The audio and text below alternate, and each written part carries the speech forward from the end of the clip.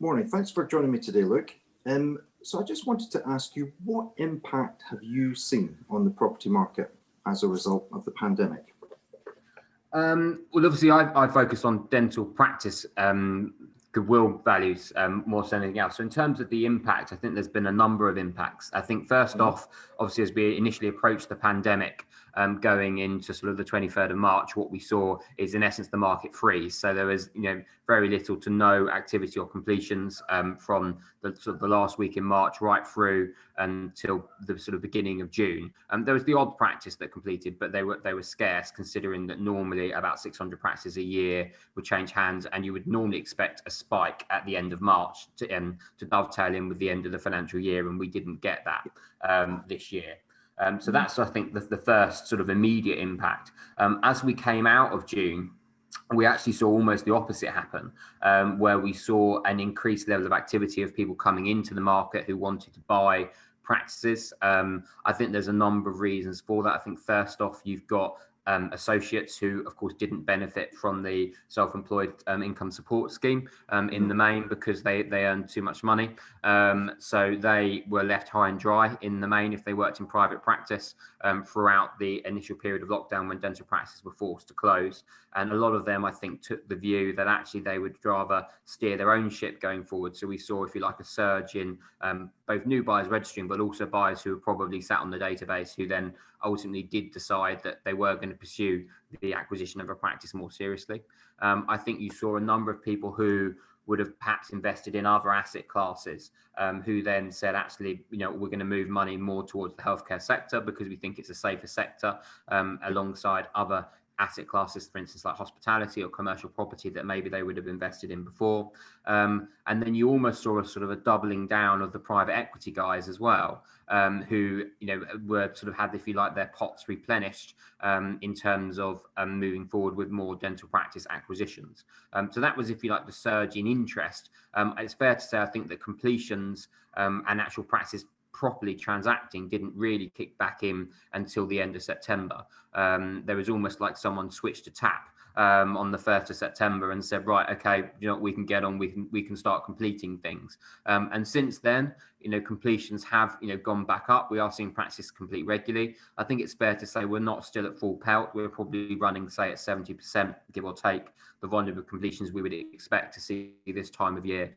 And I think in the main part of that is it's the independent purchaser now, not necessarily the consolidators who are struggling to complete. Or struggling to complete is too strong a term, but the banks, as you might expect, have said that they want to see the practices returning to pre-COVID levels of performance, so be that profitability or be that revenue, before they'll agree for the loan to be drawn down, and they want to see that pattern emerging over a period of 3 to 4 months. So given that a lot of dental practices didn't reopen really until sort of late June, beginning of July, that sort of takes July, August, September, assuming that they instantly returned back to a level that the bank were happy with. And then obviously it takes a while for that to feed back through the system from a reporting perspective. So we anticipate that 70% will jump again going into 2021. But in the main, I think at the moment, still slightly down, but certainly the positivity is there. Okay. So do you think the pandemic, especially during the first lockdown we had in March time, was that deterring dentists from buying and selling practices at that time?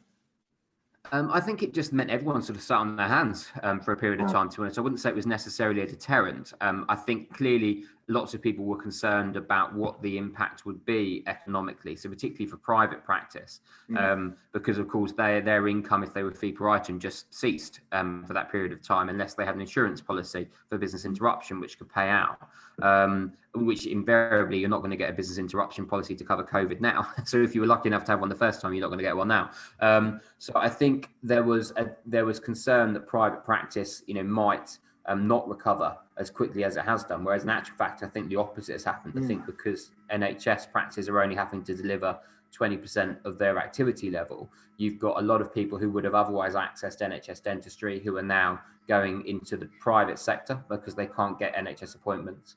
Equally, I think you've got a lot of people who are doing exactly this, who are sat at home on Zoom, looking at their mouths, looking at their teeth, and thinking, "I'm not happy with that," and trotting off to the dentist. So I think there's a number of hypotheses, and then you've of course got no one can go on holiday, so they've got money. They were sat on furlough. At the moment, people aren't feeling the economic impact in their pocket. So what they're doing is they've got money to burn, and one of the things they look at is, of course, the aesthetic and cosmetic appearances of themselves. So I think there's three big factors which are really assisting private practice in their recovery at the moment. That's interesting. So what's happened to practice values? Have they dipped, or are they now recovering?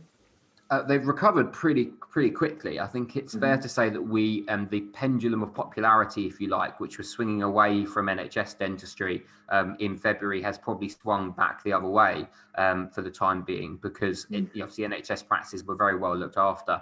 Well, that's my opinion anyway. If you consider they maintained sort of 82.5% of their income throughout the pandemic.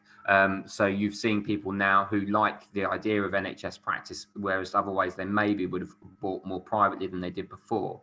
But equally, I think now we've seen private practice recover very quickly. The people that were buying private practices are back buying private practices. So it's fair to say that I think goodwill have been restored in private practice. Okay. So I just want to, given that dental practices have had to endure some financial losses because they could only provide emergency care for a while, and they've had to maybe invest in new equipment to help with patient access. Did that have an impact, do you think, on the market and people's willingness to buy and sell? I think certainly on the willingness to buy aspect, because what people want to see now is a practice that can operate.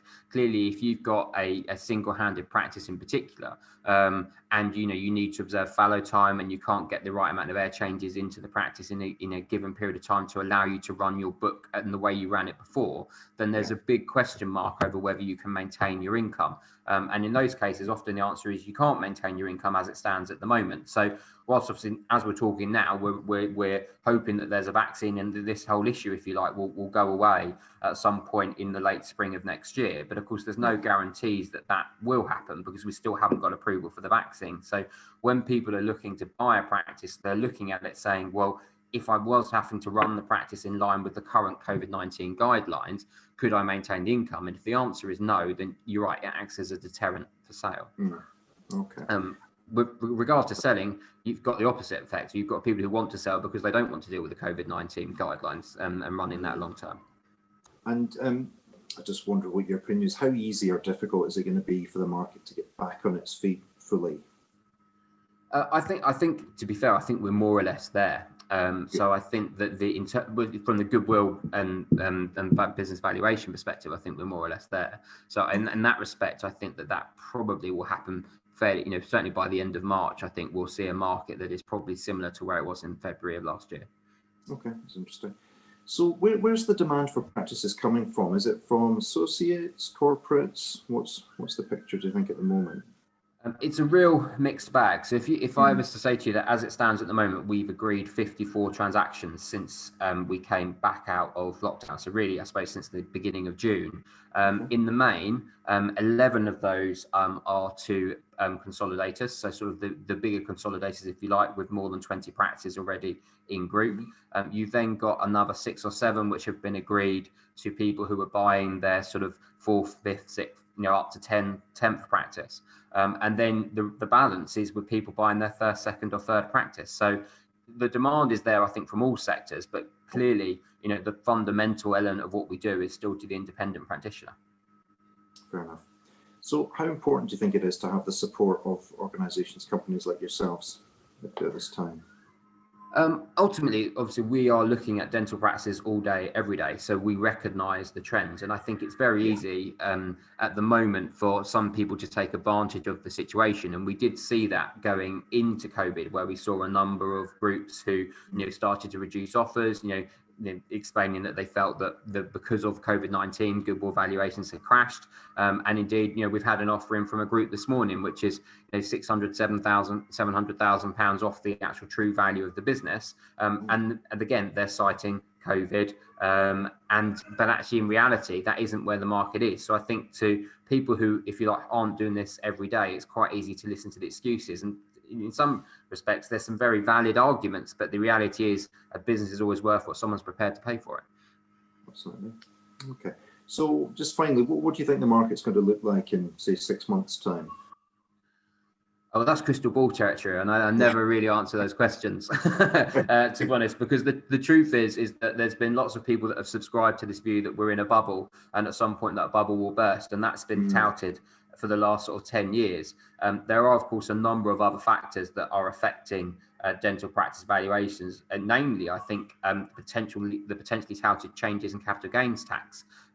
You may have seen sort of all over the press recently that the Office of Budget Responsibility has done an assessment of capital gains tax and has made recommendations potentially for it to rise to assist with paying for the COVID pandemic. Now, at the moment, most dental practitioners, when they go on to sell their practice, benefit from a 10% tax rate on the first £1 million of their practice sale, and thereafter they pay a 20% tax rate.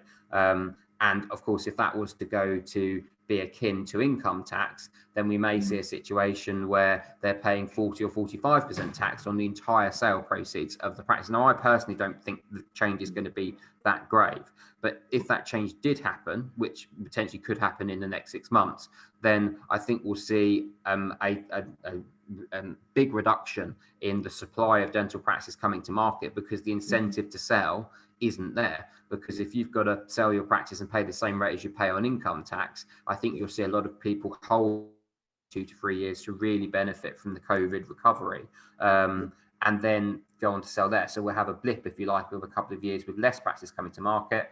And my view is that on the basis of supply and demand, if we've got less practice coming to market and people who still want to buy, then we may see a small increase in valuation, but of course not necessarily an increase in net sale proceeds from a vendor's perspective if they've got to pay more tax on the same. Very interesting. Well, that's been great. Thanks very much for your time and your insight today. Thanks, Luke. Yeah, no problem. Thank you.